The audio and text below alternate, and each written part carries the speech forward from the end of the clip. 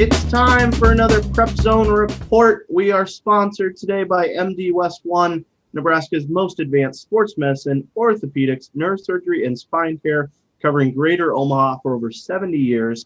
I'm your host, Jake Anderson. Joining me today is our Nebraska high school girls basketball expert, Mike Patterson. Hey, Jake, how's it going today? Not too bad. Just trying to stay warm in this winter wonderland we've got going on. Right. It's supposed to get up in the 40s sometime soon, so hang in there. Well, speaking of winter wonderland, we had our holiday tournaments last week, and I figured this would be an ideal time to check in on our top title contenders, our top 5 or 6 in Class A and B, see how they're doing, see what the next 2 months or so heading into the state tournament could look like for them.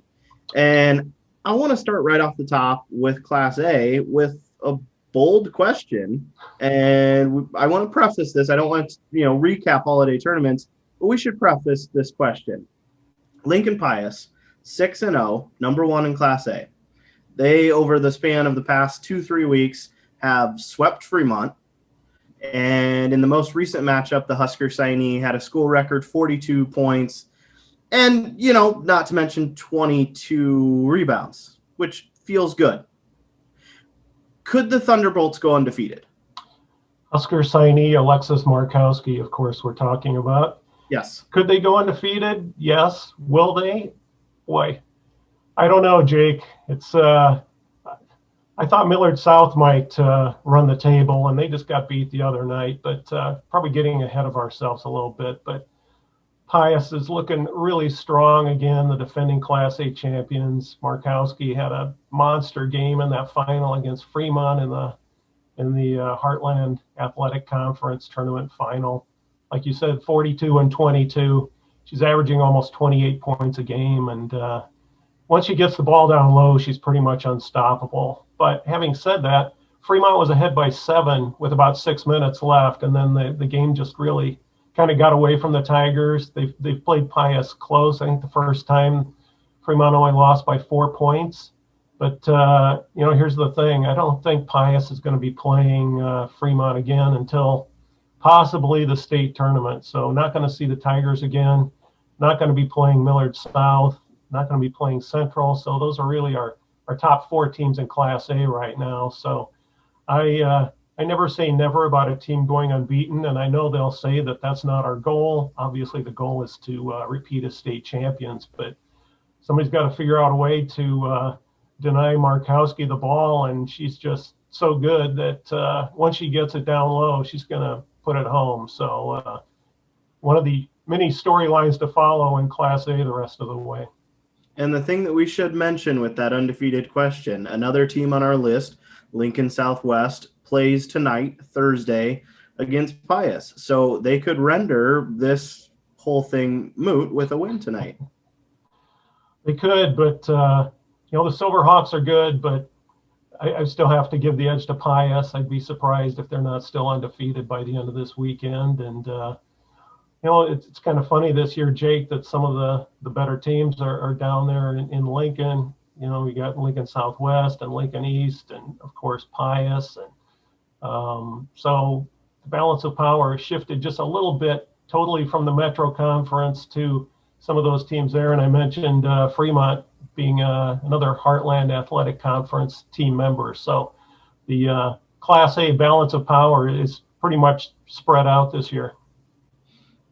Well, let's not focus on the Heartland too much too quick, because our number 2 team is Millard South, who, as you mentioned, rallied from an 18-point deficit Saturday to win the Metro Conference tournament over another Metro team, Omaha Central. But, as you said, the Patriots then lost the other night to Marion. That was a classic trap game, Jake. I just had the feeling that Millard South had beaten Marion by 17 in an early round of the holiday tournament. So the Crusaders kind of had that time, about a week off to practice and get ready for the rematch. And it was a senior night at Marion. And, Millard South coach Bryce Myers, I talked to him after the game, and he said, I just had a feeling that this game was going to be a real battle when you've just beaten a team by 17 and then you have to turn around and play them again. Millard South was ahead by 8 going into the fourth quarter, and very few times in recent years the Patriots have given up a lead like that. But Marion finished strong. They got a really big game from Ariana Harrison, one of their top players. She had 26. CC Hacker, I think, had 18, including 9 in the fourth quarter. And the Crusaders were able to slip out of there with a 69-66 win. So as we were saying about Pius and possibly going unbeaten, it just kind of goes to show that anything can happen sometimes on any given night. And the Crusaders proved that the other night against Millard South. So let's look ahead for the Patriots then. They maybe have that monkey off their back of, if you want to look at it as a positive way, of that first loss. What's ahead for them the next 2 months? What do they need to work on? Well, they're a solid team, and I'm sure having that loss behind them is only going to make them tougher. That extra motivation to kind of refocus them. Coach Myers basically said after the game that, you win a big tournament like the holiday tournament, you're kind of feeling pretty good about yourselves, and maybe you just lose that razor focus a little bit. So now that they're going to be back on track, they got that loss behind them. And, a lot of times, Jake, I feel like it's not the worst thing to lose a game, to kind of refocus yourself and not have that added pressure of, are we going to go undefeated or not? So I think that's probably going to make the Patriots even tougher the rest of the way. And our number 3 team, 9-2 Fremont, and that's a very interesting 9-2 mark because they've looked very good in a lot of games, but then you have 2 losses against your top challenger. Iowa commit Taylor McCabe scored 19 in the most recent loss to Pius, but the Tigers do have a 9-point win over Lincoln Southwest. Right. It was kind of close, or kind of tough to figure out. Okay, we knew Pius was going to be the number 1 team. When I was rating this week, was I going to put Millard South ahead of Fremont, or Fremont ahead of Millard South? Because Fremont's lost twice, but to Pius, Millard South hadn't lost yet at that point. So I slipped the Patriots ahead of Fremont. That's probably going to revert back the way it was next week, with Fremont going back up to number 2. But like you said, Taylor McCabe, the Iowa recruit, outstanding player, returning all-stater. And as I said earlier, the Tigers were ahead by 7 with 6 minutes left against Pius, and then it kind of got away from them. So they're a very dangerous team. And, they got to state last year. They got Kelly Flynn as their coach, longtime longtime South Sioux City coach, several titles there with the Cardinals. So they're in good hands, and I know that those 2 losses to Pius are going to spur the Fremont Tigers on even more the rest of the season. They won't see Pius again until, as we said, possibly at state tournament. So we'll see what happens with Fremont the next month or 2. Let's jump back to Omaha real quick. Your number 4 team, Omaha Central, 9-1, led by a very quick freshman and a very deep, tall, lengthy team. There's a few matchups we can circle on the calendar. One for Omaha Central, February 6th, Millard South against the Eagles. Those 4 teams we mentioned, Jake, I think the only ones that are going to play each other the rest of the regular season. You mentioned it, Central will be playing Millard South again. The thing about Central, this was a little uncharted territory for them, making the holiday tournament final against Millard South, who seem like they're there every year. Central actually led that final by 18 and couldn't hold that lead. Millard South, as they often do, just sort of chipped away. They never panic. They put on that full court press. And I think that got to the Eagles just a little bit. But like you said, they've got a lot of height. The freshman you mentioned, Anaya Jones, she was on the all-tournament team. She had a really nice tournament. She's very quick. She's like a one-person press breaker. So she kind of defeated Millard South in that way as far as that press. But, Central could have easily won that game. They came up just short. They had a 3-point attempt right at the end that might have tied it. So, I think the Eagles, like you said, will be playing Millard South again. They were 9-15 last year, Jake. So they're really taking a big step forward. They've already got as many wins this year as they had all last year. 9-1, got a lot of height. They've got that little guard to help set up and get the ball to inside to that height. So the Eagles, definitely one of the top teams in the Metro Conference this year. And like you said, I'm sure I'll be there for the rematch. We'll see what happens. I believe that game's at Millard South. So we'll see if the Eagles can atone for that loss in the holiday tournament. All right, let's jump back to the Silverhawks, your number 5 team. 4-1. The game tonight against Pius, as we mentioned, plus Fremont on January 15th, plus Omaha Central on January 30th. I think we'll learn a lot about Lincoln Southwest in the next 3 weeks. Oh, I think so too. And, not many teams are going to be playing a big 3 like that. So, the Silverhawks have come on really since they've come into being as a program. They've just always been in that mix, and they never really have any great, outstanding shooters, high scorers, whatever. It's more of a team thing with the Silverhawks. And, Southwest, Jeff Rump does a really nice job, their coach. So we'll see what happens the rest of this week. But I think that they definitely deserve that number 5 spot in the ratings right now. And of course, they've got an opportunity to move up a little higher. As you said, they've got some tough games ahead. So we'll see what Southwest can do the next few weeks. And if you want to talk about tough upcoming slate, your number 6 team, Lincoln East, at 5-1. I feel like you pull up their schedule here every single week. They have another challenge. January 12th, Fremont. January 16th, Omaha Central. February 5th, Lincoln Pius.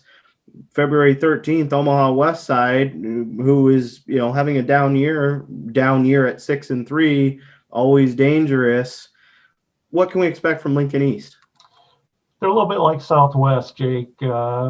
Usually not a huge scoring team, not a huge a team that's going to have a big scorer, but Spartans play a really tough defense. The coach, Dennis Pritchard, does a really nice job. They won state a few years back when they had a guard named Grace Berry, and she kind of led the way that year, but they flew under the radar a little bit and were able to win the title that year. And I think both Southwest and Lincoln East, 2 more teams from the Heartland Athletic Conference, as you said, they've got a chance to move up a little bit here, and we'll see what they can do. But boy, that was a tough schedule you were just saying for the Spartans coming up. So we'll see if they can survive that and maybe even pull out a win or 2. But, I think right now, I think Pius, Millard South, Fremont, and Central have moved off at least just a little bit, and it's kind of that big 4, and then you get the Southwest and Lincoln East and on down after that. But I think the Spartans are one of those teams that play really tough defense, and they might be able to surprise, kind of like Marion surprised Millard South the other night. So Spartans definitely another team to watch.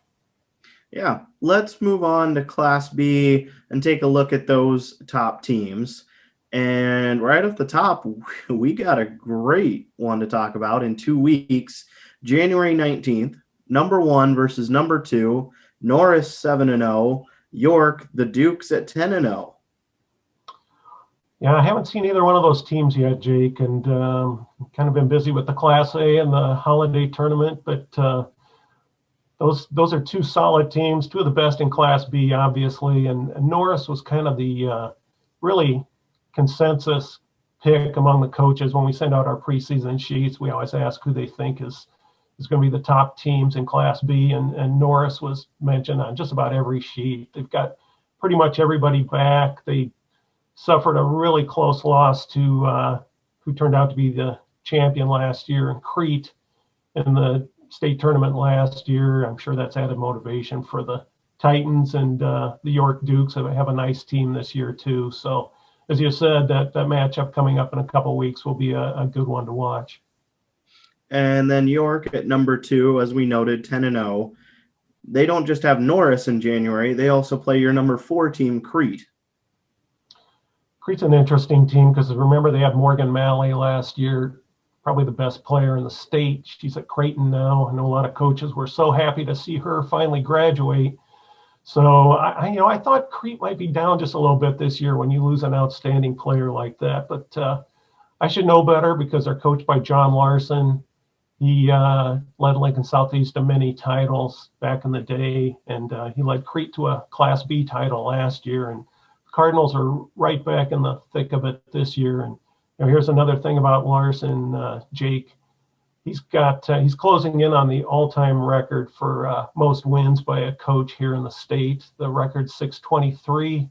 I think Larson might be about 7 away, so he's probably going to get that title sometime in the near future. But Crete, much like Fremont with Kelly Flynn, Crete's in very good hands with John Larson. They always play tough defense, so Cardinals definitely a team to watch.